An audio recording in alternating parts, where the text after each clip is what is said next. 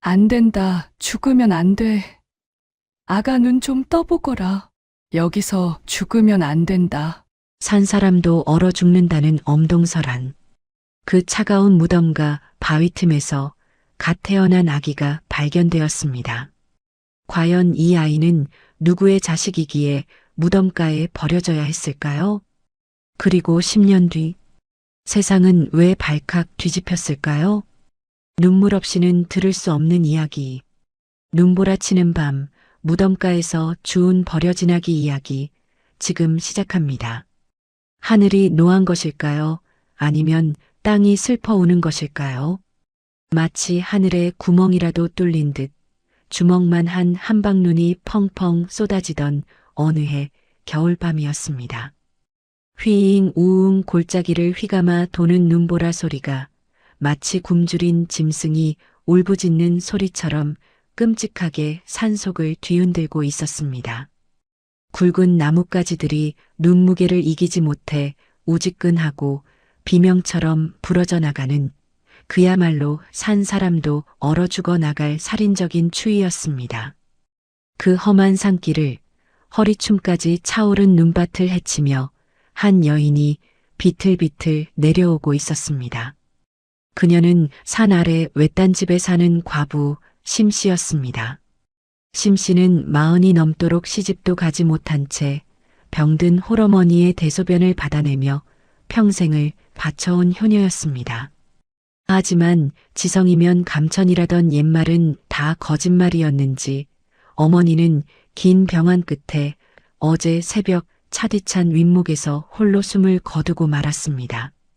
오늘은 바로 그 어머니를 땅에 묻고 내려오는 길이었습니다. 심씨의 몰골은 말이 아니었습니다. 상복은 찢어지고 버선발은 꽁꽁 얼어 감각조차 없었습니다. 심씨는 눈보라 속에 우두커니 멈춰서서 방금 어머니를 묻고 온 산 중턱을 하염없이 올려다보았습니다. 어머니, 이제 안 아프지? 거기는 춥지 않지? 나는 괜찮아. 진짜 괜찮으니까. 걱정 말고 가. 제발. 말은 그렇게 했지만 심씨의 다리는 자꾸만 꺾였습니다. 지금 빈집에 들어가면 무엇이 기다리고 있겠습니까? 어머니의 약 냄새가 배어있는 이불, 주인을 잃은 지팡이. 그 끔찍한 정막을 마주할 자신이 없었습니다. 심씨는 눈 위에 주저앉았습니다. 어머니, 나 혼자 두고 어딜 가. 차라리 나도 데려가. 나도 어머니 곁으로 데려가줘요. 이대로 눈밭에 누워 잠들면 고통 없는 세상에서 어머니를 만날 수 있을 것만 같았습니다. 심씨가 스르르 눈을 감으려던 바로 그때였습니다. 거센 바람소리 사이를 뚫고 아주 가늘고 기이한 소리가 심씨의 귓가를 스윽하고 긁고 지나갔습니다. 으앙으앙. 심씨의 감기려던 눈이 번쩍 뜨였습니다. 이게 무슨 소리지? 고라니 새끼가 우는 것인가? 아니면 나를 데려가려는 저승사자의 환청인가? 등골이 오싹해진 심씨는 귀를 막으려 했습니다. 하지만 그 소리는 환청이 아니었습니다. 눈보라가 잠시 잦아든 틈을 타 그 소리는 더욱 명확하고 처절하게 심씨의 심장을 파고들었습니다. 으아앙 으앙. 그것은 짐승의 소리가 아니었습니다. 살려달라고, 제발 나 좀 살려달라고 애원하는 갓 태어난 아기의 마지막 절규였습니다. 심씨는 홀린 듯 소리가 나는 쪽으로 눈밭을 기어갔습니다. 그곳은 얼마 전 쓴 묘가 몇 기 모여 있는 공동묘지 터였습니다.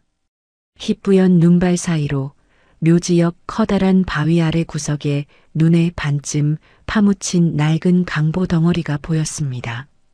심씨는 미친 듯이 쌓인 눈을 맨손으로 파헤쳤습니다. 손톱이 깨지고 손가락이 얼어 터지는 것도 몰랐습니다. 그러자 드러난 것은 피도 안 마른 갓난아기가 낡은 헌 옷가지에 쌓인 채 보라색으로 변해가는 얼굴로 가쁜 숨을 헐떡이고 있는 참혹한 광경이었습니다. 아이고 아기잖아. 세상에, 이 엄동설 안에 어떤 천벌받을 놈이 이 가여운 아기를 여기에 버렸어. 미쳤어. 사람이 미치지 않고서야 어떻게 해. 아기의 속눈썹에는 하얗게 서리가 내려앉아 있었고 울음소리조차 낼 기력이 없어 입만 뻐끔거리고 있었습니다. 심씨는 순간 죽고 싶다는 생각 따위는 까맣게 잊어버렸습니다. 세상에 홀로 남겨진 자신의 처지와 이 차가운 눈밭에 버려진 작은 생명이 너무나도 똑같아 보였기 때문입니다. 안 된다. 죽으면 안 돼. 아가, 눈 좀 떠보거라. 여기서 죽으면 안 된다. 심씨는 주저없이 자신이 입고 있던 무명 저고리를 풀어 헤쳤습니다. 살을 애는 듯한 칼바람이 심씨의 맨 가슴을 난도질했지만 심씨는 아랑곳하지 않고 그 얼음장 같은 아기를 자신의 맨살 위에 바로 품었습니다. 차갑다는 느낌을 넘어 마치 불에 데인 듯한 고통이 가슴에 전해졌습니다. 하지만 심씨는 아기를 더욱 꽉 으스러져라 끌어안았습니다. 따뜻하지? 엄마 품처럼 따뜻하지? 제발 숨을 쉬거라. 나도 혼자고 너도 혼자니 우리 죽지 말고 같이 살자. 내가 너의 어미가 되어줄 테니 제발 눈만 떠다오. 제발. 심씨의 뜨거운 눈물이 아기의 차가운 볼 위로 뚝뚝 떨어져 내렸습니다. 그 눈물이 닿아서였을까요? 아니면 심씨의 필사적인 체온이 전해진 것일까요? 파랗게 식어가던 아기의 몸에 기적처럼 온기가 돌기 시작했습니다. 이내 아기는 멈췄던 숨을 허억하고 크게 들이마시더니 산이 떠나갈 듯 우렁차게 울어대기 시작했습니다.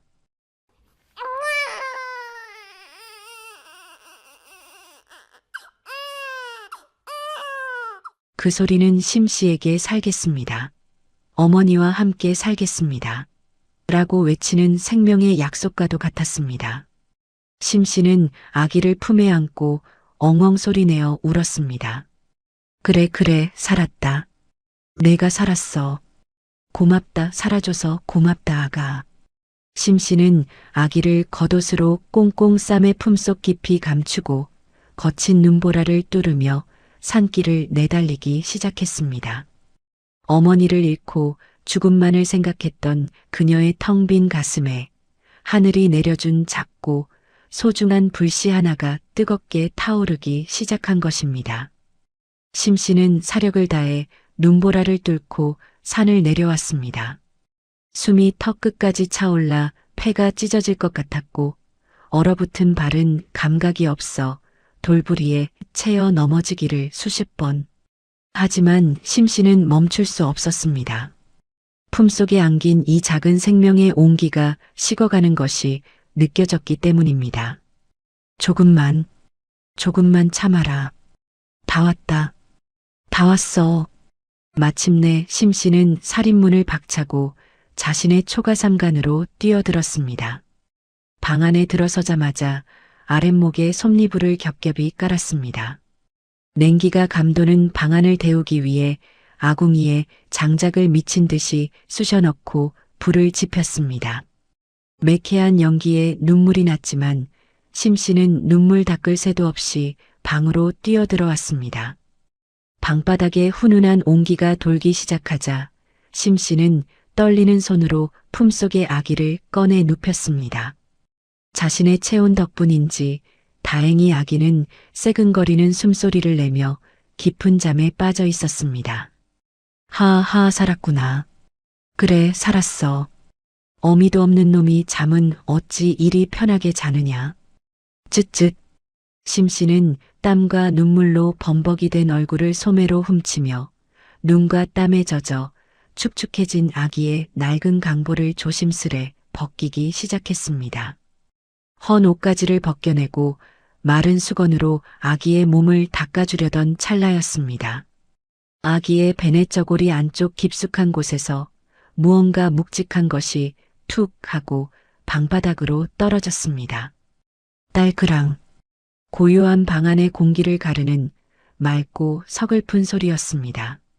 심씨는 바닥에 떨어진 물건을 집어들고 호롱불 밑으로 가져갔습니다. 그것은 옷가락지였습니다. 칠흑 같은 어둠 속에서도 은은하게 푸른 빛을 내뿜는 한눈에 봐도 귀하디 귀한 빛의 가락지였습니다. 하지만 심씨의 미간이 찌푸려졌습니다. 그 영롱한 가락지는 온전한 동그라미가 아니었습니다. 누군가 급하게 혹은 억지로 끊어낸 듯 날카롭게 쪼개진 반쪽짜리였습니다. 세상에, 이리도 귀한 옷가락지를 어찌 반쪽만 넣어두었을까? 이 귀한 걸 지닌 아이가 어찌 산속 무덤가에 버려졌단 말인가? 심씨가 의아해하며 다시 강보를 뒤적거리자 이번에는 손바닥만 한 하얀 비단 천이 나왔습니다. 심씨는 그 천을 펼쳐보고는 그만 입을 틀어막고 주저앉았습니다. 하얀 비단 위에는 검은 먹물이 아니라 붉은 선열로 쓴 글씨가 빗둘뱃둘 처절하게 적혀 있었기 때문입니다. 그것은 죽어가던 어미가 자신의 손가락을 깨물어 쓴 서찰이었습니다. 누구신지 모르오나 부디 이 아이를 살려주시오. 내 비록 쫓기는 몸이 되어 죄인처럼 이승을 떠나나 이 가여운 아이만은 죄가 없습니다. 훗날 아이가 살아남거든 이 반쪽 가락지가 증표가 될 것입니다. 내 죽어서 귀신이 되어서라도 아이를 살려주신 그 은혜는 반드시 갚으리다. 글씨는 뒤로 갈수록 희미해지고 비뚤어져 있었습니다. 마지막 순간 차가운 눈밭에서 꺼져가는 생명을 부여잡고 아이를 살리기 위해 피를 토하는 심정으로 써내려갔을 어미의 마음. 심씨는 그 혈서를 가슴에 품고 방바닥을 치며 통곡했습니다. 아이고 불쌍해서 어쩌나. 아이고 내 어미가 너를 살리려고 그 눈보라 속에서 제 목숨을 내놓았구나. 오죽했으면 오죽 원통했으면 이 귀한 것을 쪼개어 증표로 남겼겠느냐. 이 불쌍한 것아. 흑흑흑. 심씨의 통곡 소리에 놀랐는지 잠들었던 아기가 칭얼거리기 시작했습니다. 심씨는 눈물을 뚝뚝 흘리며 아기를 다시 품에 안았습니다. 방금 전까지는 그저 버려진 가여운 아기인 줄 알았는데 이제 보니 어미의 목숨과 맞바꾼 세상에서 가장 귀하고 무거운 생명이었습니다. 심씨는 반쪽 옷가락지와 혈서를 장롱 깊숙한 곳 돌아가신 어머니가 남긴 베네저고리 속에 고이 숨겨두었습니다. 그리고 떨리는 목소리지만 그 어느 때보다 단호하게 맹세했습니다. 그래, 내가 너의 어미가 되어주마. 비록 가진 것 없는 과부지만 내 뼈가 부서지는 한이 있어도 너를 굶기지는 않으마. 내 친어미가 살린 목숨이니 내 목숨보다 더 귀하게 키워주마. 심씨는 문틈으로 새어 들어오는 하얀 눈송이를 바라보며 다짐했습니다. 하늘에서 쏟아지는 눈, 그 눈 속에서 주운 아이. 내 이름은 오늘부터 설동이다. 눈설자의 아이동자. 저 눈처럼 맑고 깨끗하게 자라거라. 그날 밤 심씨의 초가삼간에는 밖에서 몰아치는 거센 눈보라 소리 대신 아기를 어르는 심씨의 나지막하고 따뜻한 자장가 소리가 밤새도록 울려 퍼졌습니다. 그렇게 가난한 과부 심씨와 기구한 운명을 타고난 설동이의 인연은 피보다 진한 약속으로 묶이게 되었습니다. 강산도 변한다는 10년의 절반을 훌쩍 넘겨 어느덧 7해라는 시간이 흘렀습니다. 심씨의 품에 안겨 가녀린 숨을 헐떡이던 가여운 아이 설동이는 어느새 7살의 늠름하고 총명한 소년으로 자라났습니다. 하지만 세월은 흘렀어도 가난은 지독한 껌딱지처럼 모자의 곁을 떠나지 않았습니다. 심씨가 장터 귀퉁이에서 시래기 국밥을 팔아 근근히 입에 풀칠이나 하는 형편에 번듯한 기와집은커녕 아이에게 새 옷 한 벌 사입히기도 버거운 나날이었습니다. 어느 화창한 봄날 오후였습니다. 마을 어귀에 있는 서당, 글소리 학당에서는 아이들의 낭낭한 글 읽는 소리가 울려 퍼지고 있었습니다. 하늘 천 따지 검을 현누를 황. 하지만 우리의 설동이는 그 서당 문턱을 넘지 못했습니다. 서당에 낼 쌀 한 대박이 없어 서당 담벼락 밑 흙바닥에 쭈그리고 앉아 담장 너머로 들려오는 훈장님의 목소리를 도둑 공부하고 있었던 것입니다. 글 공부가 끝나고 비단 옷을 입은 부잣집 도련님들이 우르르 몰려 나왔습니다. 그들은 흙먼지를 뒤집어 쓴 채 바닥에 나뭇가지로 글씨를 쓰고 있는 설동이를 발견하고는 낄낄거리며 둘러쌌습니다. 야, 죽거지. 너 여기서 또 뭐하냐? 냄새나게 왜 자꾸 서당 근처를 얼쩡거려? 아이고, 도둑 공부를 해서 뭐하냐? 아비도 없는 자식이 글을 배워서 어디다 쓰게? 내 어미 국밥집에서 깍두기나 썰 것이지. 주제 파악도 못하고. 아이들은 설동이를 발로 툭툭 건드리며 손가락질을 해댔습니다. 아비 없는 자식, 주워온 자식 거지. 7살 아이의 가슴에 대못이 박힐 법도 한데 설동이는 쥐고 있던 나뭇가지를 바닥에 딱 내려놓고 천천히 일어났습니다.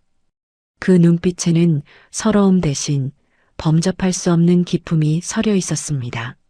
너희들은 비단 옷을 입고 서당 안에서 사람의 도리를 배웠다면서 어찌 행동은 시정잡배만도 못하느냐? 뭐라? 이 건방진 놈이.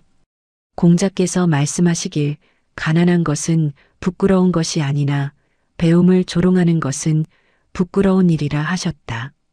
나를 낳아준 아버지는 안 계셔도 나를 거두어 먹이시고 입히신 어머니가 계시니 그 은혜가 하늘과 땅과 같다. 헌데 너희는 부모 잘 만난 덕에 호강하면서 어찌 입으로는 남의 부모를 욕되게 하는 천한 말을 내뱉느냐? 설동이의 논리정연한 호통에 놀리던 아이들은 꿀먹은 벙어리가 되어 얼굴만 시뻘개졌습니다. 분명 나이는 자기들이 더 많은데 말문이 막혀 반박할 수가 없었기 때문입니다. 그때 서당 문이 드르륵 열리며 훈장님이 뒷짐을 지고 나오셨습니다. 밖이 소란스러워 나와본 훈장님은 설동이가 흙바닥에 써놓은 글씨를 보고 눈이 휘둥그레졌습니다. 이것은 오늘 내가 가르친 천자문이 아니더냐? 획 하나 흐트러짐이 없고 그 뜻풀이까지 완벽하구나. 설동아, 내가 정녕 담장 너머 소리만 듣고 이 글을 다 익혔단 말이냐? 설동이는 공손히 허리를 숙였습니다. 송구하옵니다, 훈장님. 배우고 싶은 마음은 굴뚝 같으나 형편이 여의치 않아 도둑길을 열었습니다. 훈장님은 혀를 내두르며 설동이의 머리를 쓰다듬었습니다. 서당 안에 앉아 딴 생각하는 녀석들보다 담벼락 아래 내가 100번 낫구나. 참으로 기특한 놈이다. 하늘이 내린 재주야. 하지만 멀리서 나무 뒤에 숨어 이 광경을 지켜보던 심씨는 차마 다가가지 못하고 행주치마에 얼굴을 묻었습니다. 내 새끼가 저리 똑똑한데, 훈장님이 탐을 낼 만큼 영특한데, 가난한 어미를 만나 붓 한 자루, 종이 한 장 사주지 못해 흙바닥에 글을 쓰게 만든 현실이 심씨의 가슴을 난도질했습니다. 그날 저녁 심씨의 다 쓰러져가는 초가집. 심씨는 설동이 앞에 다 식어빠진 꽁보리 밥상을 차려놓고 숟가락도 들지 못한 채 고개만 떨구고 있었습니다. 설동아, 흑흑 미안하다. 이 애미가 못나서 남들 다 가는 서당에도 못 보내주고 내가 부잣집에 태어났으면 비단옷 입고 꽃길만 걸었을 텐데 이 못난 애미 만나서 내가 고생이구나. 심씨의 굵은 눈물이 밥상 위로 뚝뚝 떨어졌습니다. 그러자 설동이는 먹던 숟가락을 내려놓고 고사리 같은 손으로 심씨의 거친 손등을 꼭 감싸주었습니다. 그리고 7살 아이답지 않은 너무나도 의젓한 목소리로 말했습니다. 어머니, 그게 무슨 말씀이세요? 저는 서당 공부보다 어머니 어깨 주물러 드리는 게 더 좋아요. 그리고 훈장님이 그러셨어요. 배우지 않아도 아는 것은 재주가 아니라 하늘이 제게 주신 빚이라고요. 저는 그 빚을 우리 어머니 호강시켜 드리는데 다 쓸 거예요. 설동아, 두고 보세요. 제가 나중에 꼭 장원급제해서 우리 어머니 가마 태워드리고 고기 반찬 매일 드시게 할 거예요. 저는 세상 그 어떤 비단옷보다 어머니가 기워주신 이 무명옷이 제일 따뜻하고 좋습니다. 그러니 울지 마세요, 어머니. 심씨는 와락 아들을 끌어안았습니다. 가난이 죄라지만 하늘은 가난한 심씨에게 세상 무엇과도 바꿀 수 없는 보물을 주셨습니다. 두 모자는 서로를 부둥켜 안고 낡은 방 안에서 한참을 울었습니다. 하지만 두 사람은 아직 몰랐습니다. 담벼락 아래서 피어난 설동이의 그 비상한 재주가 곧 한양에서 내려올 거대한 운명의 소용돌이를 불러오게 될 줄은 꿈에도 몰랐습니다. 심씨는 아들의 그 기특한 마음을 받고만 있을 수 없었습니다.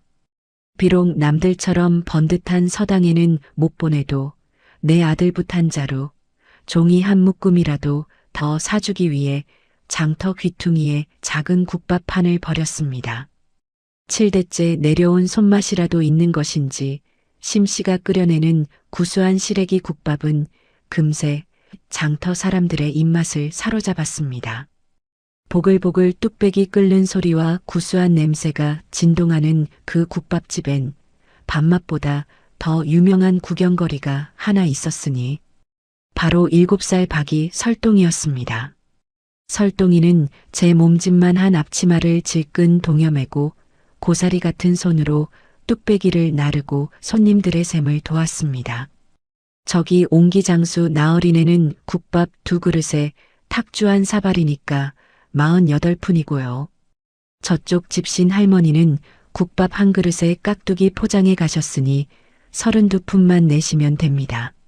설동이의 입에서는 주판알 튕기는 소리보다 더 빠르게 숫자들이 쏟아져 나왔습니다. 장터 사람들은 혀를 내두르며 감탄했습니다. 허허, 저 녀석 보게 머릿속에 주판이 들어앉았나? 서당 훈장님보다 셈이 더 빠르구먼. 하지만 장터에는 늘 좋은 사람만 있는 법은 아니었습니다. 어느 장날 인색하고 욕심 많기로 소문난 포목점 주인이 국밥집을 찾았습니다. 그는 기름진 국밥 1그릇을 국물 한 방울 안 남기고 뚝딱 비우고는 이쑤시개로 이를 쑤시며 딴청을 피우기 시작했습니다. 에잉 주모, 국밥 국물이 오늘따라 좀 짜네.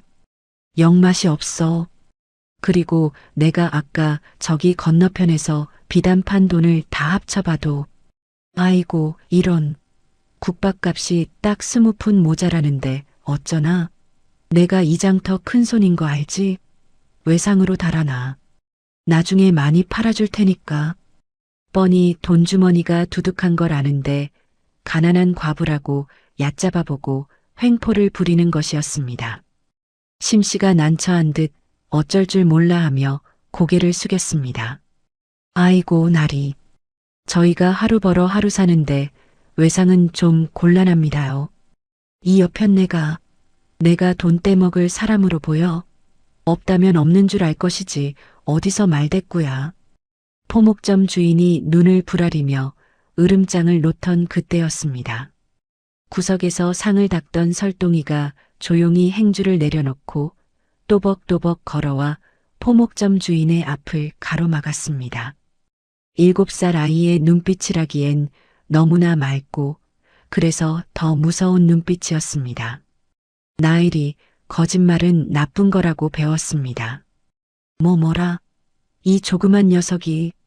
나으리 아까 오전에 비단 3필을 한 필당 단량씩 파셨지요? 그럼 15냥이고요. 거기서 점심값으로 탁주 한 병 사드신 게 10푼. 아까 저기서 집신 한 켤레 사신 게 8푼. 그리고 나으리 오른쪽 소매 안주머니에 쌈지돈 챙기실 때 제가 다 봤거든요. 설동이는 주인의 오른쪽 소매를 손가락으로 가리키며 정확히 짚어냈습니다. 지금 나으리 주머니엔 정확히 14냥하고도 82푼이 들어있어야 합니다. 국밥값 50푼이 없다는 건 거짓말입니다. 어머니가 새벽부터 일어나 정성껏 끓인 국밥입니다. 어찌 그 땀방울을 거짓으로 깎으려 하십니까? 순간 국밥집 안에는 정적이 흘렀습니다. 사람들의 시선이 포목점 주인의 오른쪽 소매로 쏠렸습니다. 주인은 얼굴이 불그락푸르락해지더니 당황하여 뒷걸음질을 쳤습니다. 이 귀신 같은 녀석? 내가 그걸 어찌 다 세고 있었느냐? 주인은 창피함을 무릅쓰고 주머니에서 돈을 꺼내 던지듯 내려놓고는 도망치듯 자리를 떴습니다. 그 모습을 지켜보던 장터 사람들이 와하 웃음을 터뜨리며 손뼉을 쳤습니다. 잘한다. 꼬마 신동이 욕심쟁이 영감 홍구멍을 내줬네. 심씨는 사람들에게 연신 고개를 숙이며 웃어 보였지만 한편으론 가슴 한구석이 서늘해지는 것을 느꼈습니다. 아들의 재주가 뛰어날수록 어쩐지 아이가 내 품을 떠날 날이 가까워지고 있다는 불길한 예감이 들었기 때문입니다. 설동아, 너는 정녕 누굴 닮아 이리 영특한 게냐? 혹여 이 소문이 너무 멀리 퍼져 누군가 널 찾아오지는 않을까? 어미는 그게 겁이 나는구나. 심씨의 예감은 틀리지 않았습니다. 장터 국밥집에 세상 이치를 꿰뚫는 신동이 났다는 소문은 삽시간에 바람을 타고 고을 전체로 퍼져나갔습니다. 그리고 마침내 요양차 이 고을을 찾았던 한양의 최고 실세, 최대감의 귀에까지 이 기이한 소문이 들어가게 되었습니다. 장터 국밥집 아이가 셈이 귀신 같다고? 허허, 내 무료하던 차에 잘 되었구나. 여봐라, 가마를 대령해라. 내 직접 가서 그 아이를 한번 봐야겠다. 화려한 비단 가마가 흙먼지를 일으키며 국밥집을 향해 움직이기 시작했습니다. 장터 입구에서부터 심상치 않은 기운이 감돌았습니다. 번쩍이는 비단 가마를 앞세우고 덩치 큰 하인들이 물러거라. 대감마님 행차시다 하며 길을 터주자 웅성거리던 장터 사람들은 홍해가 갈라지듯 양옆으로 물러섰습니다. 가마의 주인은 요양차 이 고을을 찾은 한양의 실세, 이조판서 최대감이었습니다. 가마꾼들의 발소리가 착착하고 심씨의 작은 국밥집 앞에서 멈춰 섰습니다. 가마 문이 열리고 정갈한 옥색 도포 차림의 위엄 있는 풍채를 가진 최대감이 천천히 모습을 드러냈습니다. 그가 내딛는 발걸음 하나하나에 서린 기품에 심씨는 저도 모르게 마른 침을 삼켰습니다. 이곳이 샘이 귀신 같다는 아이가 있는 그 국밥집이냐? 최대감의 목소리가 가게 안을 가득 채웠습니다. 심씨는 갑작스러운 귀인의 등장에 당황하여 손을 앞치마에 문지르며 허리를 숙였습니다. 예, 대감 어른. 누추한 곳에 어찌 귀하신 분께서. 그때 주방에서 국밥 그릇을 정리하던 설동이가 또벅또벅 걸어 나왔습니다. 보통 아이라면 대감의 위세에 눌려 숨기 바빴겠지만 설동이는 달랐습니다. 7살 아이라기엔 너무나 고든 자세, 흔들림 없는 맑은 눈빛. 최대감은 설동이를 마주하는 순간 가슴 한구석이 쿵하고 내려앉는 듯한 기이한 전율을 느꼈습니다. 어찌 처음 보는 아이에게서 이리도 낯익은 기운이 느껴진단 말이냐. 저 눈매, 저 콧날, 누구를 닮은 것이냐. 설동이는 겁을 먹기는커녕 예법을 갖추어 정중히 배꼽 인사를 올렸습니다. 소인 설동이라 하옵니다. 대감 어른 먼 길 오시느라 시장하실 텐데 국밥 한 그릇 말아 올릴까요? 최대감은 빙글에 미소를 지으며 아이를 유심히 살폈습니다. 허허 녀석, 말솜씨가 제법이구나. 듣자 하니 내 셈법이 주판보다 빠르고 정확하다던데 내 문제를 하나 낼 테니 맞춰보겠느냐? 최 대감은 아이를 시험해 보고 싶어졌습니다.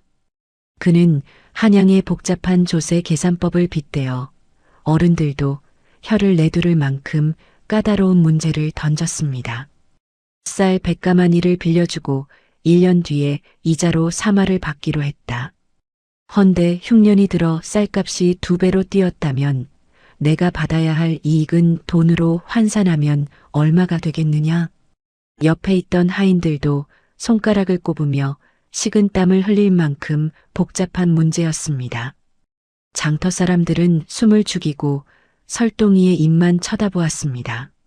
하지만 설동이는 잠시 눈을 감고 생각하더니 1초도 지체하지 않고 답을 내놓았습니다. 계산대로라면 쌀 30가마니 값인 150냥이옵니다. 하오나 대감 어른. 응? 하오나? 흉년이 들어 백성들이 굶주리는데 쌀값이 올랐다고 하여 그 이익을 다 챙기신다면 고가는 채우실지 몰라도 사람의 인심은 잃으실 것입니다. 진정한 어른이시라면 흉년에는 이자를 탕감해 주시는 것이 더 큰 이익이 아닐는지요. 순간 국밥집 안에는 찬물을 끼얹은 듯 정적이 흘렀습니다. 단순히 셈만 잘하는 것이 아니라 백성을 생각하는 어진 마음씨까지 갖춘 대답. 최 대감은 머리를 한 대 얻어맞은 듯한 충격을 받았습니다. 참으로 놀랍구나. 내 말이 100번 옳다. 내 어미가 누구냐? 이리 영특한 제목을 어찌 이런 시골 장터에 썩히고 있단 말이냐. 최 대감이 감탄하며 기특한 마음에 설동이의 머리를 쓰다듬으려 손을 뻗었습니다. 그때 설동이가 쑥스러운 듯 고개를 살짝 숙이며 땀을 닦으려 머리카락을 귀 뒤로 넘겼습니다. 바로 그 찰나였습니다. 설동이의 하얀 왼쪽 귀 뒤에 선명하게 박힌 파탈만한 붉은 점. 그것이 최 대감의 눈에 비수처럼 꽂혔습니다. 최 대감의 손이 공중에서 멈췄습니다.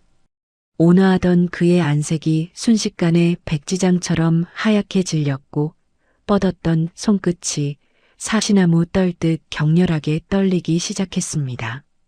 저 점은, 그 점은 10년 전 눈보라 속에서 잃어버린 자신의 아내와 최 씨 가문 직계 자손에게만 나타나는 유전적인 특징인 핏줄의 증표였습니다. 설마, 아니겠지. 죽었다고 하지 않았느냐? 분명 내 아내와 아이는 10년 전 눈 속에 파묻혀 시신도 못 찾고 죽었다 들었는데 어찌 저 아이 귀 뒤에 내 집안의 표식이 있단 말이냐? 최 대감은 이성을 잃고 설동이의 어깨를 와락 움켜쥐었습니다. 그리고 가게 구석에서 떨고 있는 심씨를 향해 짐승이 포효하듯 소리쳤습니다. 주모, 이리 오게. 썩 나오지 못할까? 내 묻겠네. 저 아이가 정녕 자네가 배 아파 낳은 자식인가? 거짓을 고하면 내 자네를 당장 능지처참할 것이니 숨기지 말고 사실대로 말하게. 심씨의 심장이 철렁 내려앉았습니다. 올 것이 왔다는 공포, 7년간 품어온 비밀이 드러날 것이라는 두려움이 심씨를 덮쳤습니다. 주모, 내 다시 묻겠네. 저 아이가 정녕 자네 핏줄이 맞는가? 최 대감의 서슬 퍼런 호통이 좁은 국밥집 천장을 찌르듯 울렸습니다. 그 위험에 눌린 장터 사람들은 숨소리조차 내지 못했고 심씨의 얼굴은 순식간에 흙빛으로 변했습니다. 심씨는 떨리는 손으로 행주치마 자락을 꽉 움켜쥐었습니다. 손마디가 하얗게 질리도록. 아올 것이 왔구나. 하늘이 주신 내 아들, 눈보라가 데려다 준 내 새끼. 언젠가는 이런 날이 올 줄 알았지만 이리도 빨리 올 줄은 몰랐는데. 심씨는 비틀거리는 몸을 겨우 추스르며 최 대감에게 고개를 숙였습니다.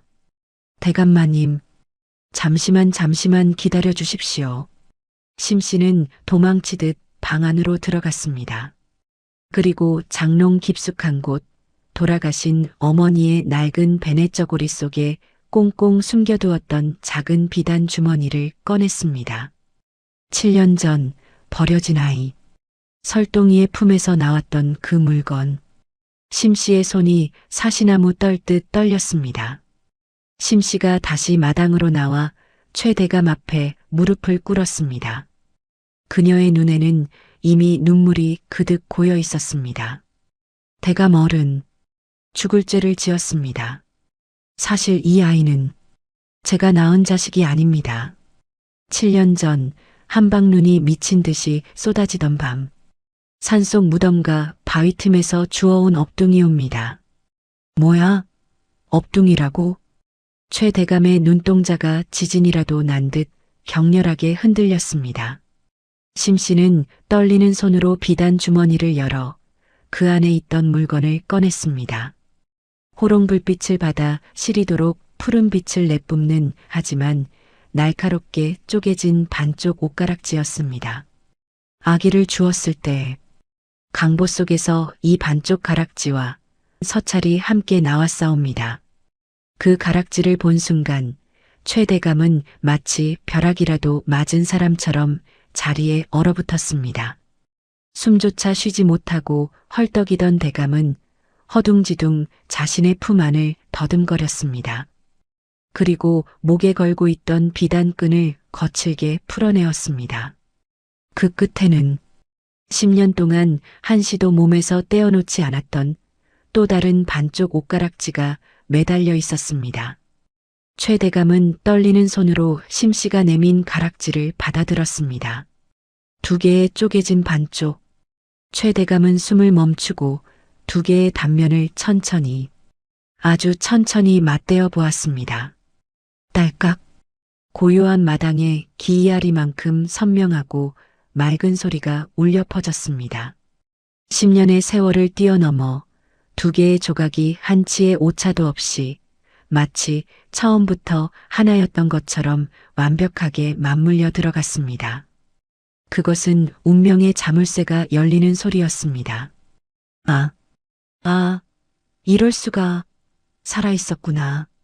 내 아들이, 내 핏줄이 정녕 살아있었어. 하늘이시여. 늑대밥이 된 줄 알았던 내 새끼가. 최 대감은 합쳐진 옷가락지를 가슴에 품고 그대로 바닥에 주저앉아 짐승처럼 울부짖었습니다. 대감의 눈에서 쏟아지는 뜨거운 눈물이 옷가락지를 적셨습니다. 그는 옆에 서 있던 설동이를 와락 끌어안았습니다. 아가, 내 아들아. 내가 내 아비다. 못난 아비를 용서해다오. 설동이는 갑작스러운 상황에 당황하여 눈만 깜빡였지만 자신을 부서져라 껴안은 대감의 몸에서 느껴지는 그 절박한 떨림에 이상하게도 가슴 한구석이 뜨거워지는 것을 느꼈습니다. 이것이 천륜이라는 것일까요? 하지만 그 감동적인 상봉을 지켜보는 심씨의 가슴은 천갈래 만갈래 찢겨나가고 있었습니다. 이제야 비로소 아이에게 진짜 아버지를 찾아주었다는 안도감보다 내전 물려 키운 내 목숨보다 귀한 아들을 이제는 영영 떠나보내야 한다는 상실감이 그녀를 덮쳤기 때문입니다. 심씨는 설동이와 최 대감의 모습이 흐릿해질 정도로 눈물이 차올랐지만 차마 소리내어 울 수도 없었습니다. 그녀는 슬그머니 뒷걸음질 쳐서 어두컴컴한 부엌 구석으로 몸을 숨겼습니다. 그리고 행주치마를 입에 꽉 물고 터져나오는 울음을 삼키며 오열했습니다. 설동아, 내 아가, 이제 너는 저 높은 곳으로 비단옷 입고 꽃길 걸으러 가야 하는구나. 이 못난 어미 곁을 떠나 내가 원래 있어야 할 그 높은 자리로 가거라. 내 새끼, 불쌍한 내 새끼. 부엌 구석에서 들리는 심씨의 숨죽인 흐느낌 소리만이 화려한 상봉의 뒤편에서 구슬프게 흩어지고 있었습니다. 그러나 이 눈물겨운 상봉 뒤에는 아직 밝혀지지 않은 끔찍한 진실이 도사리고 있었습니다. 최 대감의 아내와 뱃속의 아이를 그 험한 눈보라 속으로 내몰아 죽이려 했던 잔혹한 배후. 이제 그 추악한 과거의 민낯이 드러날 차례입니다. 최 대감의 오열이 잦아들 무렵 꽉 닫혀있던 기억의 문이 열리며 이야기는 10년 전 그 참혹했던 겨울밤으로 거슬러 올라갑니다. 당시 총망받는 젊은 관료였던 최 대감에게는 정혼자가 아닌 진심으로 사랑하여 몰래 연을 맺은 정인이 있었습니다. 그녀는 몰락한 양반가의 여식한 씨로 비록 가문은 기울었으나 대나무처럼 고든 기품과 난초처럼 고운 마음씨를 지닌 여인이었습니다. 두 사람은 가문의 반대 속에서도 깊은 사랑을 나누었고 한 씨의 뱃속에는 어느새 새로운 생명이 자라고 있었습니다. 하지만 가문의 세력을 키우는 데만 혈안이 되어 있던 최 대감의 어머니 노마님에게 며느리 한 씨는 그저 아들의 앞길을 막는 걸림돌, 치워버려야 할 쓰레기에 불과했습니다. 내 아들은 당대 최고 권세가인 우의정 대감의 사위가 되어야 한다. 헌데 어디서 근본도 없는 계집이 감히 내 집안에 발을 들이고 천한 피를 잉태했단 말이냐. 노마님은 며느리를 벌레 보듯 했습니다. 그러던 어느 날 최 대감이 임금의 명을 받아 멀리 평안도로 시차를 떠나 집을 비우게 되자 노마님은 마침내 품고 있던 끔찍한 사리를 드러냈습니다. 한방눈이 쏟아지던 칠흑 같은 밤, 노마님은 만삭의 몸으로 태교를 하고 있던 며느리 한 씨를 사랑채 마당으로 끌어냈습니다. 내 인연, 내 발로 나가겠느냐 아니면 멍석마리를 당해 송장이 되어 나가겠느냐. 어머니, 살려주십시오. 제 뱃속에는 대감의 핏줄이 자라고 있습니다. 핏줄? 흥, 내 아들의 앞길을 막는 핏줄은 필요 없다. 여봐라. 인연을 당장 산속으로 끌고 가거라. 다시는 내 눈에 띄지 않게 처리해라. 노마님은 며느리의 손에 반으로 쪼개진 옷가락지 하나를 툭 던져주었습니다. 그것은 자비가 아니라 저주였습니다. 이건 내 마지막 아량이다. 이 가락지를 저승가는 노잣돈으로나 쓰거라. 노마님의 명을 받은 건장한 하인들이 며느리를 짐짝처럼 들쳐업고 산으로 향했습니다. 죽음의 위기 속에서 며느리 한 씨는 필사적으로 하인의 팔을 물어뜯고 눈 덮인 산속으로 도망쳤습니다. 헉헉 만삭의 몸으로 뛰고 또 뛰었습니다. 가시덤불에 찢겨 옷은 피투성이가 되었고 발톱이 빠지는 고통이 밀려왔지만 그녀는 멈출 수가 없었습니다. 아가, 너는 살아야 한다. 내가 죽더라도 너만은 살아야 해.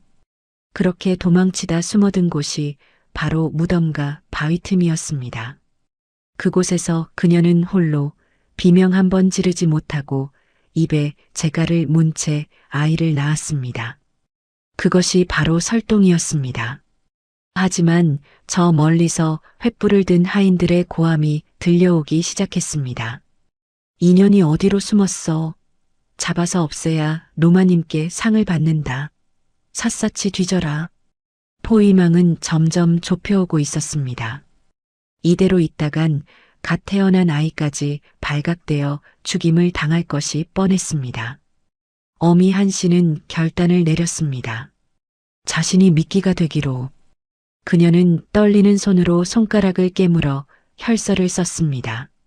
그리고 아이의 품에 반쪽 옷가락지와 혈서를 넣어주고는 마지막으로 아이의 이마에 피 묻은 입술을 맞추었습니다. 아가, 미안하다. 부디 좋은 분 만나서 살아남거라. 어미가 저놈들을 유인해 줄 테니 너는 소리 내지 말고 있거라. 한 씨는 갓 낳은 아기만 남겨둔 채 아픈 몸을 이끌고 눈 덮인 절벽 쪽으로 비틀비틀 뛰어갔습니다. 그리고 일부러 큰 소리로 외쳤습니다. 나를 찾느냐? 내가 여기 있다. 이 악기 같은 놈들아, 나를 잡아라. 저기 있다. 절벽 쪽이다. 하인들이 횃불을 들고 우르르 절벽 쪽으로 몰려갔습니다. 그 틈을 타 무덤과 바위 틈은 어둠 속에 안전하게 남겨졌습니다. 하인들이 코앞까지 닥치자 한 씨는 놈들을 보며 서글프게 웃었습니다.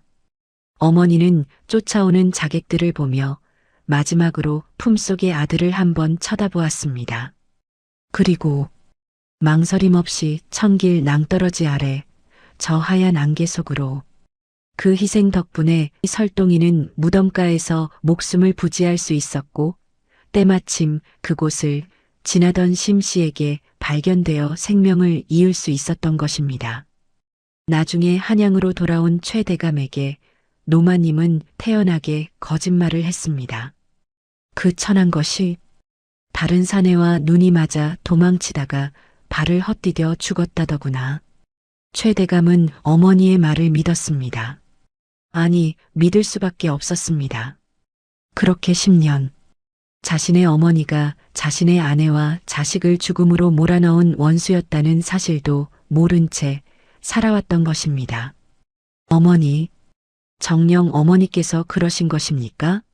가문의 영광이 무엇이기에 며느리를 죽이고 손자까지 죽이려 하셨단 말입니까?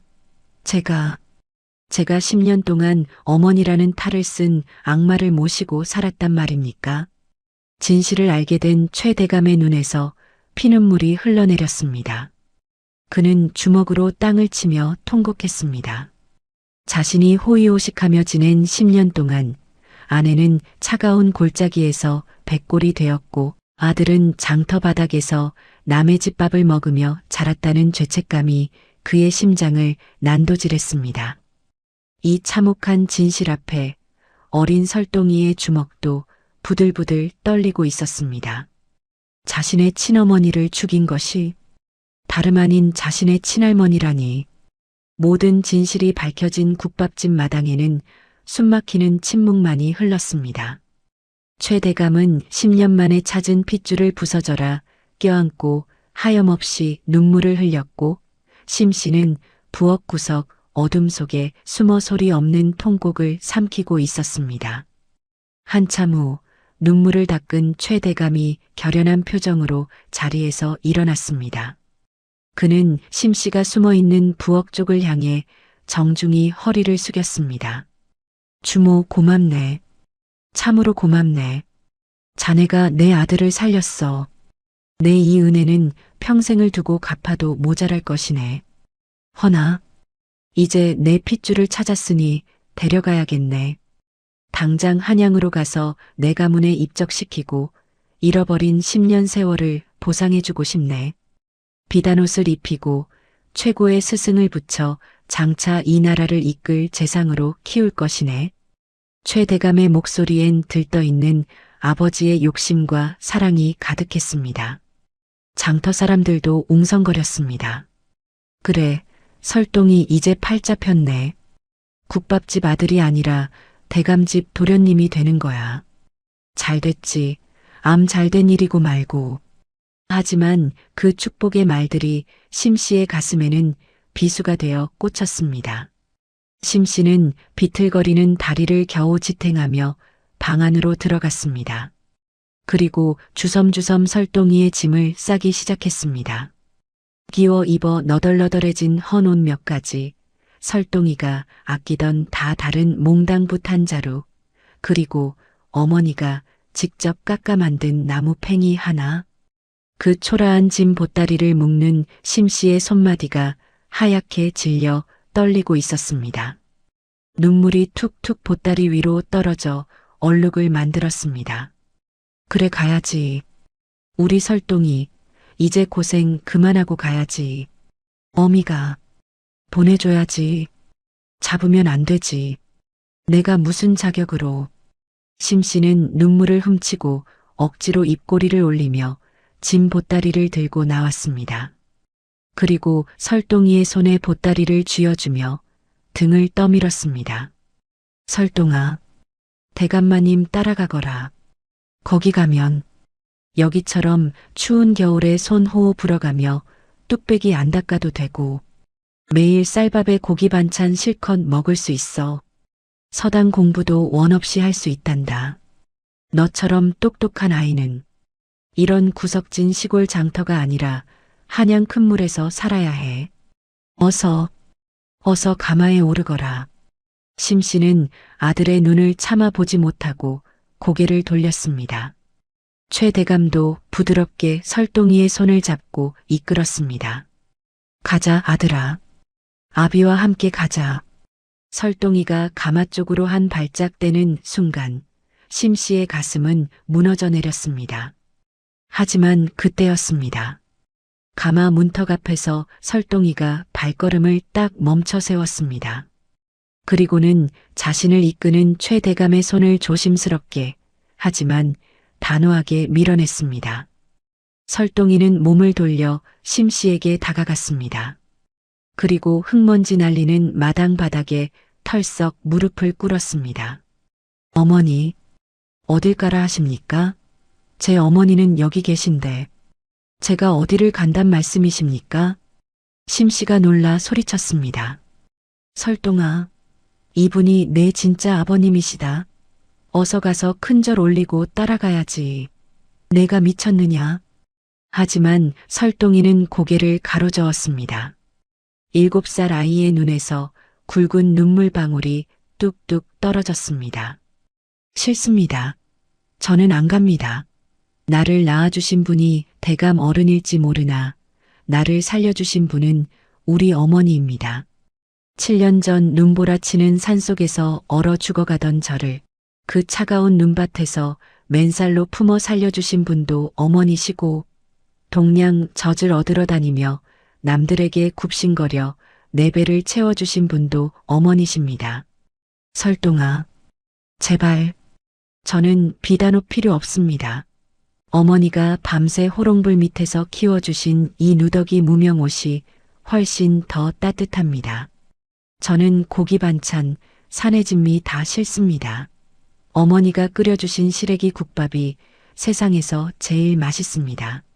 대감 어른 따라가면 저는 부자가 될지 몰라도 어머니 없는 고아가 되는 것입니다. 저는 어머니 곁을 떠나지 않겠습니다. 죽어도 못 갑니다. 설동이는 기어이 심씨의 낡은 치맛자락을 고사리 같은 두 손으로 꽉 움켜쥐었습니다. 마치 그 손을 놓으면 세상이 무너지기라도 할 것처럼 아이는 어미의 치마폭에 얼굴을 묻고 엉엉 울었습니다. 어머니 놔두고 나 혼자 호강 안 해요. 흑흑. 엄마랑 살 거야, 엄마. 그 처절하고도 순수한 울음소리가 장터를 울렸습니다. 구경하던 아낙네들도 눈물을 훔쳤고 억센 장사치들도 코끝이 붉어졌습니다. 부귀영화도 핏줄의 당김도 7년간 쌓아온 이 투박하고 뜨거운 정 앞에서는 아무런 힘을 쓰지 못했습니다. 최 대감은 멍하니 그 모습을 바라보았습니다. 자신의 권력과 재물로도 살 수 없는 것, 자신이 며느리를 지키지 못해 잃어버렸던 그 가족의 온기가 바로 이 초라한 국밥집 마당에 살아 숨쉬고 있었습니다. 최 대감의 눈시울이 붉어졌습니다. 그는 하늘을 올려다보며 긴 한숨을 토해냈습니다. 아, 내가 졌다. 낳은 정이 하늘이라면 기른 정은 땅이로구나. 저 아이에게 진정한 부모는 내가 아니라 저 여인이었어. 설동이를 장터에 남겨두고 홀로 한양으로 돌아온 최 대감. 돌아오는 며칠 밤낮 동안 그의 눈빛은 깊은 슬픔에서 서슬퍼런 분노로 바뀌어 있었습니다. 한양 저택의 육중한 대문이 열리고 최 대감은 흙투성이가 된 도포자락을 휘날리며 곧바로 안채로 향했습니다. 그곳에는 10년 전과 다름없이 비단 방석 위에 앉아 아랫사람들을 호령하고 있는 노마님이 있었습니다. 오느냐?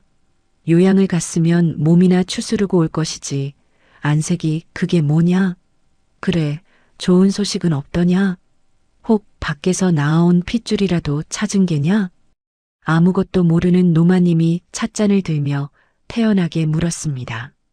최 대감은 대답 대신 품 안에서 비단 주머니를 꺼냈습니다. 그리고 그 안에서 온전하게 하나로 맞춰진 옷가락지를 꺼내 노마님의 찻상 위에 내리꽂듯 내려놓았습니다. 어머니, 이 가락지가 기억나십니까? 노마님의 손이 허공에서 멈췄습니다. 찻잔 속의 찬물이 파르르 떨리더니 가락지를 확인한 노마님의 동공이 지진이라도 난 듯 흔들렸습니다. 이 가락지는 분명 그년에게 쥐어보냈던 것인데 이게 어찌 내 손에 있느냐? 분명 그 계집은 죽었다고 믿고 싶으셨겠지요. 어머니께서 자객까지 보내 눈보라치는 산속으로 몰아넣으셨으니 말입니다. 최대감의 고함 소리에 노마님은 비명을 지르며 뒤로 물러났습니다. 하지만 하늘이 도왔습니다. 제 아내는 처참하게 죽었으나 그 뱃속의 아이는 살아남았습니다. 어머니께서 늑대밥이 되라 던져두신 그 버려진 아이가 지금 장터 바닥에서 제 어미의 원통함을 셈하며 잡초처럼 끈질기게 살아남았단 말입니다. 모든 진실이 드러났습니다. 하지만 노마님은 끝까지 자신의 죄를 뉘우치지 않았습니다. 오히려 공포에 질린 얼굴을 하더니 이내 표독스러운 본색을 드러내며 악을 썼습니다. 그래서 그 천한 핏줄을 기어이 찾아냈단 말이냐? 안 된다. 그 아이는 우리 가문의 수치다. 당장 자객을 보내 없애버려라. 내 아들이 영의정 대감의 사위가 되어야 하는데 어디서 근본도 없는 업둥이 자식을 데려온단 말이냐? 최 대감은 허탈한 듯 하하하고 실성한 사람처럼 웃었습니다. 사람의 목숨보다 핏줄보다 가문의 권세가 더 중요하다는 어머니의 그 추악한 탐욕에 구역질이 치밀어 올랐습니다. 어머니, 정녕 어머니는 사람이 아니셨군요. 제 아내는 죽어가면서도 자객을 유인해 아이를 살렸고 생면부지의 어느 가난한 과부는 7년 동안 피땀 흘려 남의 자식을 키워냈습니다. 헌데 혈육이라는 어머니는 지금도 그 아이를 죽이라 하십니까? 최 대감은 자리에서 벌떡 일어났습니다. 그리고 어머니를 내려다보며 마지막 선고를 내리듯 말했습니다. 내 오늘부로 어머니와의 인연을 끊겠나이다. 뭐라? 내 이놈, 내가 제정신이냐? 이 집안의 모든 재산과 권세는 굶주린 백성들을 위해 내놓을 것입니다. 그리고 저는 관직을 버리고 낙향하여 평생 죽은 아내와 버려진 아들에게 속죄하며 살 것입니다. 어머니께서는 이 넓고 차가운 기와집에서 어머니께서 그토록 사랑하시는 그 권세와 끌어안고 홀로 천년만년 사십시오. 최 대감은 뒤도 돌아보지 않고 방을 나섰습니다. 뒤에서 노마님이 안 된다. 가지 마라. 내 재산, 내 권세 하며 울부짖었지만 굳게 닫힌 문은 다시는 열리지 않았습니다. 그날 이후 한양 제1가는 권세가였던 최 대감의 저택에는 사람의 발길이 뚝 끊겼습니다. 하인들도 모두 떠나고 텅 빈 대궐 같은 집에는 노마님 혼자만이 남겨졌습니다. 아들에게 버림받고 손주에게 외면당했다는 충격, 그리고 자신이 저지른 악행의 그림자가 밤마다 그녀를 괴롭혔습니다. 밤바람이 문풍지를 울릴 때면 노마님은 10년 전 자신이 죽인 며느리가 피눈물을 흘리며 서 있는 환영을 보았습니다. 오지 마라, 오지 마. 내가 잘못했다. 으아. 노마님은 미쳐갔습니다. 화려한 비단옷은 걸레 조각이 되었고 산의 진미를 먹던 입으로는 헛소리만 내뱉었습니다. 결국 1년도 채 되지 않아 아무도 지켜보지 않는 차가운 냉골방에서 노마님은 비참하게 숨을 거두었습니다. 그녀의 시신 옆에는 아무도 없었고 오직 쥐새끼들만이 드나들 뿐이었습니다. 뿌린 대로 거두고 지은 죄는 반드시 돌아온다는 망고의 진리. 권선징악의 칼날은 그 누구도 피해갈 수 없었던 것입니다. 모진 눈보라가 지나가면 반드시 따뜻한 봄이 오듯 인간사 또한 그러했습니다. 피눈물 나는 진실이 밝혀진 그날로부터 다시 10년이라는 세월이 유수처럼 흘렀습니다. 눈보라 속에서 심씨의 품에 안겨 가녀린 숨을 헐떡이던 버려진 아이 설동이. 그 아이는 어느덧 20살의 늠름하고 기계가 넘치는 청년이 되었습니다. 그는 비록 몸은 떨어져 있어도 최대감의 숨은 후원 아래 밤낮으로 학문에 정진했고 드디어 과거 시험에서 당당히 장원급제를 하여 임금님이 하사하신 어사화를 머리에 꽂게 되었습니다. 어느 화창한 가을날 고요하던 시골 마을이 발칵 뒤집혔습니다. 마을 어귀에서부터 울려 퍼지는 풍악소리와 함께 수십 명의 수행원을 거느린 화려한 행렬이 들어섰기 때문입니다. 장터 사람들은 하던 일을 멈추고 모두 길가로 뛰쳐나왔습니다. 아이고, 저기 좀 보게. 암행어사 출두다. 가만. 저 말 위에 탄 분 설동이 아닌가. 국밥집 설동이가 진짜 출세를 해서 돌아왔어. 화려한 비단 관복을 입고 백마 위에 앉은 설동이의 모습은 그야말로 눈이 부실 지경이었습니다. 사람들은 엎드려 절을 하면서도 곁눈질로 힐끔거리며 감탄을 금치 못했습니다. 하지만 설동이가 탄 말이 멈춰선 곳은 고을 사또가 있는 번듯한 관아도 대궐 같은 기와집도 아니었습니다. 그곳은 17년 전이나 지금이나 변함없이 구수한 시래기 냄새가 풍기는 심씨의 낡고 허름한 국밥집 앞이었습니다. 설동이는 말에서 내리자마자 비단옷이 흙바닥에 끌리는 것도 아랑곳하지 않고 그 자리에 털썩 무릎을 꿇었습니다. 그리고 가게 문 앞에 멍하니 서서 믿기지 않는다는 듯 입을 틀어막고 있는 한 노파를 향해 큰 절을 올렸습니다. 세월의 풍파에 허리가 굽고 흰 머리가 늘어난 어머니 심씨였습니다.